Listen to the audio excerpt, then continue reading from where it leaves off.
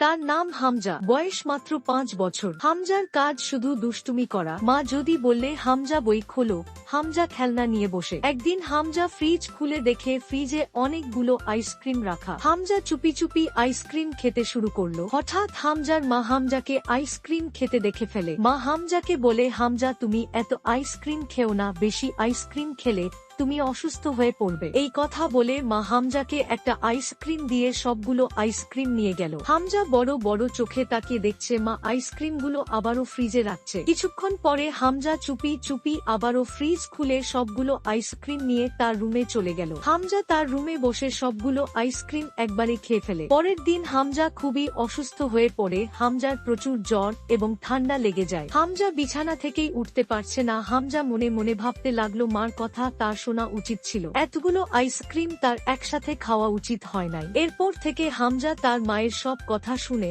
এবং তার মায়ের কথা মেনে চলে। ইউটিউব চ্যানেলটি সাবস্ক্রাইব করো, ফেসবুক পেজটি ফলো করো, লাইক করো, শেয়ার করো, ভিডিওটি ভালো লাগলে কমেন্ট করো।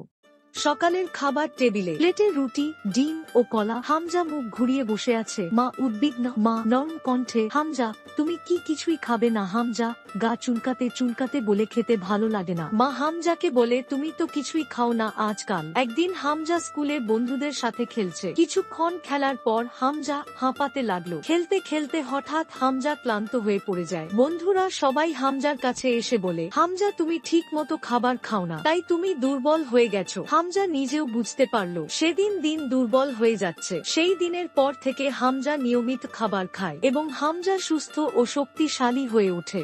ইউটিউব চ্যানেলটি সাবস্ক্রাইব করো, ফেসবুক পেজটি ফলো করো, লাইক করো, শেয়ার করো, ভিডিওটি ভালো লাগলে কমেন্ট করো।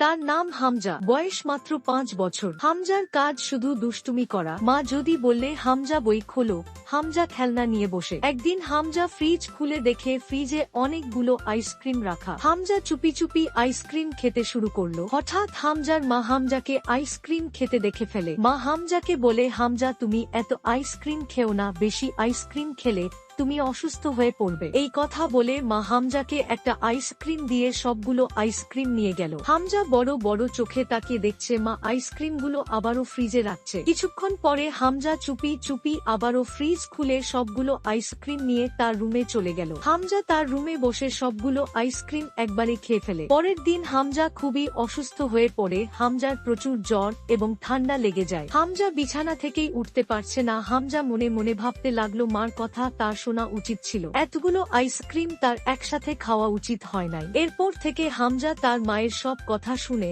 এবং তার মায়ের কথা মেনে চলে। ইউটিউব চ্যানেলটি সাবস্ক্রাইব করো, ফেসবুক পেজটি ফলো করো, লাইক করো, শেয়ার করো, ভিডিওটি ভালো লাগলে কমেন্ট করো।